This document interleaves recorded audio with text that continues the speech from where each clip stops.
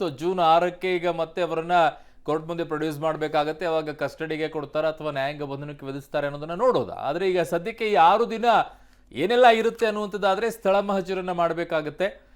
ಇದು ಅತ್ಯಾಚಾರ ಪ್ರಕರಣವಾಗಿರೋದ್ರಿಂದ ಮೆಡಿಕಲ್ ಟೆಸ್ಟ್ಗಳನ್ನು ಮಾಡಬೇಕಾಗತ್ತೆ, ಧ್ವನಿ ಪರೀಕ್ಷೆಯನ್ನು ಮಾಡಬೇಕಾಗತ್ತೆ. ಇವೆಲ್ಲವೂ ಕೂಡ ಇದಾವೆ. ಹಲವು ಪರೀಕ್ಷೆಗಳನ್ನ ಕೂಡ ಒಳಪಡಿಸಬೇಕು, ಜೊತೆಗೆ ವಿಚಾರಣೆಯನ್ನ ಕೂಡ ಮಾಡಬೇಕು, ಸ್ಥಳ ಮಹಜರನ್ನ ಮಾಡಬೇಕು. ಇದೆಲ್ಲದಕ್ಕೂ ಕೂಡ ಸಮಯಾವಕಾಶ ಬೇಕಾಗತ್ತೆ. ಬೆಂಗಳೂರು ಬರುತ್ತೆ, ಇವೆಲ್ಲವೂ ಕೂಡ ಇದೆ. ಮುರಳಿ, ಈಗ ಈ 6-7 ದಿನ ಏನಿದೆ ಕಸ್ಟಡಿಗೆ ಕೊಡ್ತಾ ಇರುವಂಥದ್ದು, ಇದರಲ್ಲಿ ಎಲ್ಲವೂ ಕೂಡ ಮುಗಿಸ್ಬೇಕಾಗುತ್ತೆ ಅಲ್ವಾ? ಮೆಡಿಕಲ್ ಟೆಸ್ಟ್ ಮುಗಿಸ್ಬೇಕಾಗುತ್ತೆ, ಇನ್ನೊಂದು ಕಡೆಗೆ ಧ್ವನಿ ಪರೀಕ್ಷೆಯನ್ನ ಕೂಡ ಕಂಪ್ಲೀಟ್ ಮಾಡಬೇಕಾಗತ್ತೆ, ಆ ವಿಡಿಯೋಗಳ ಬಗ್ಗೆ ಕೂಡ ಕಂಪ್ಲೀಟ್ ಆಗಿ ಮಾಡಬೇಕಾಗತ್ತೆ. ಇನ್ನೊಂದು ಕಡೆಗೆ ಅವರಿಗೆ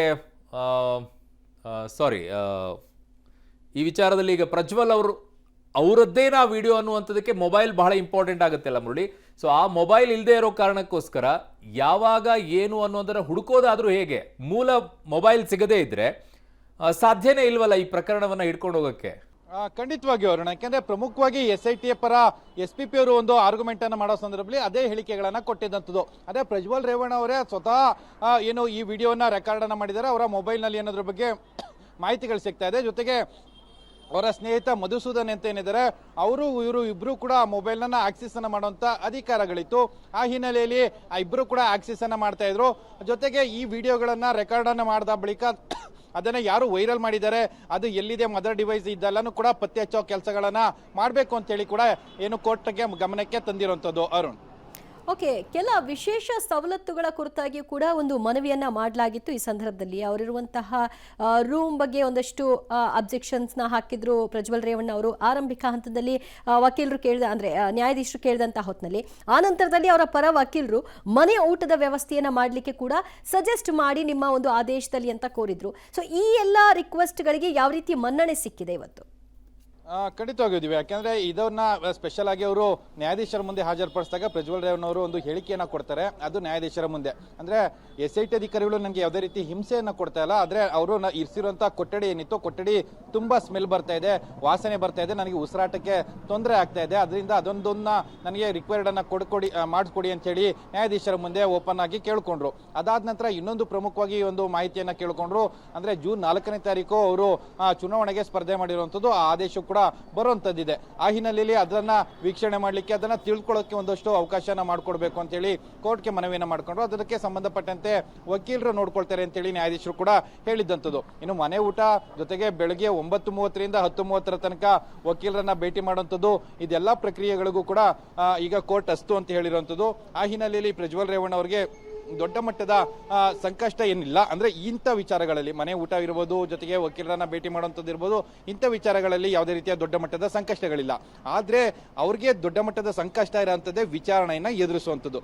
ವಿಚಾರಣೆಯನ್ನ ಎದುರಿಸೋಕ್ಕೋಸ್ಕರ ಏನೇನು ಸಾಕ್ಷ್ಯಗಳನ್ನ SIT ಅಧಿಕಾರಿಗಳು ಕ್ರೋಢೀಕರಿಸಿಕೊಂಡಿದ್ದಾರೆ, ಜೊತೆಗೆ ಪೂರಕವಾದ ಸಾಕ್ಷ್ಯಗಳಿಗೆ ಇವರು ಪ್ರಜ್ವಲ್ ರೇವಣ್ಣ ಅವರು ಯಾವ ರೀತಿಯ ಹೇಳಿಕೆಗಳನ್ನ ಕೊಡ್ತಾರೆ, ಇದೆಲ್ಲದ್ರ ಬಗ್ಗೆ ಕೂಡ ಸಾಕಷ್ಟು ಕುತೂಹಲ ಇರುವಂಥದ್ದು. ಸದ್ಯಕ್ಕೆ SIT ಅಧಿಕಾರಿಗಳು ಇದರ ಬಗ್ಗೆ ಒಂದಷ್ಟು ತನಿಖೆಯನ್ನ ಮಾಡ್ತಾರೆ, ಮೆಡಿಕಲ್ ಟೆಸ್ಟ್ ಅನ್ನ ಮಾಡುವಂಥದ್ದು, ಮೊಬೈಲ್ ಅನ್ನ ಹುಡುಕುವಂಥದ್ದು, ಮೊಬೈಲ್ ಡಿವೈಸ್ ಇಲ್ಲದೆ ಅದೇ ಮದರ್ ಡಿವೈಸ್ ಆಗಿರುವಂಥದ್ದು, ಜೊತೆಗೆ ಮಧು ಅನ್ನೋರ ಮೇಲೆ ಕೂಡ ಆರೋಪವನ್ನ ಮಾಡಿದ್ದಾರೆ, ಅವರ ಪಾತ್ರ ಏನು, ಇದೆಲ್ಲದ್ರ ಬಗ್ಗೆ ಕೂಡ ಒಂದಷ್ಟು ಮಾಹಿತಿಗಳನ್ನ ತಿಳ್ಕೊಳ್ಳೋ ಪ್ರಯತ್ನ SIT ಅಧಿಕಾರಿಗಳು ಮಾಡ್ತಾರೆ.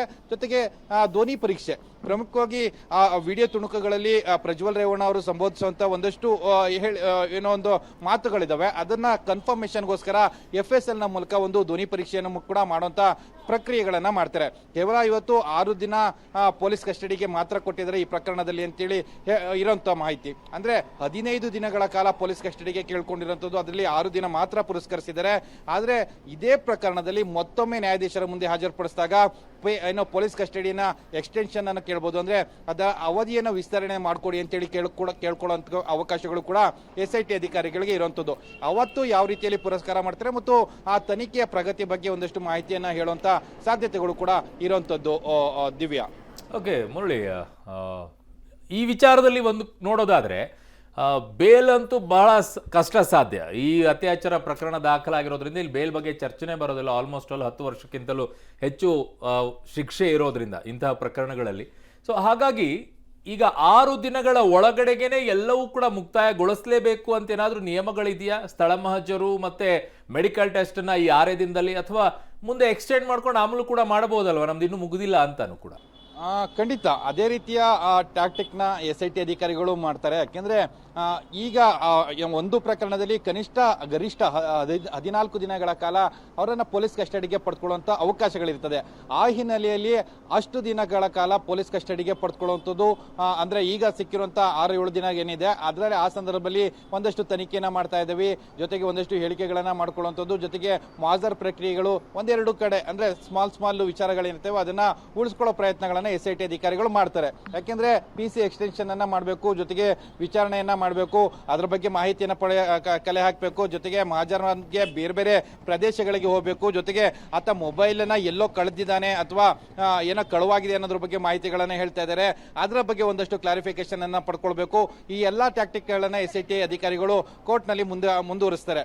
ಆ ಹಿನ್ನೆಲೆಯಲ್ಲಿ ಈ PC ಎಕ್ಸ್ಟೆನ್ಷನ್ ಅನ್ನ ಅಂದ್ರೆ ಪೊಲೀಸ್ ಕಸ್ಟಡಿಯ ಮುಂದುವರಿಕೆಯ ಅವಧಿ ವಿಸ್ತರಣೆಯನ್ನ ಮಾಡ್ಕೊಳ್ಳೋ ಪ್ರಯತ್ನಗಳನ್ನು ಕೂಡ SIT ಅಧಿಕಾರಿಗಳು ಮಾಡುವಂಥದ್ದು ಅರುಣ್. ಯಾಕಂದ್ರೆ ಮುಂದಿನ ಹಂತಗಳಲ್ಲಿ ಯಾವ ರೀತಿಯಲ್ಲಿ ಅವರನ್ನ ಹೆಚ್ಚು ದಿನಗಳ ಕಾಲ ಪೊಲೀಸ್ ಕಸ್ಟಡಿಗೆ ತೆಗೆದುಕೊಂಡ್ರೆ ತನಿಖಾಧಿಕಾರಿಗೆ ತನಿಖೆಯ ವರದಿಯನ್ನು ತಯಾರು ಮಾಡಲಿಕ್ಕೆ, ಜೊತೆಗೆ ದೋಷಾರೋಪ ಪಟ್ಟಿಯನ್ನು ಕೂಡ ಸಲ್ಲಿಕೆ ಮಾಡಲಿಕ್ಕೆ ಒಂದು ಪ್ರಬಲವಾದ ದಿನಗಳಾಗ್ತದೆ. ಯಾಕೆಂದ್ರೆ ಸಾಕ್ಷ್ಯಗಳನ್ನ ಕ್ರೋಢೀಕರಿಸಿದಷ್ಟು ಪ್ರಕರಣವು ಕೂಡ ದೊಡ್ಡ ಏನು ಪ್ರಬಲವಾದ ದೋಷಾರೋಪ ಪಟ್ಟಿಯನ್ನು ಸಲ್ಲಿಕೆ ಮಾಡಲಿಕ್ಕೆ ಕೂಡ ಅವಕಾಶಗಳಿರುವಂತದ್ದು.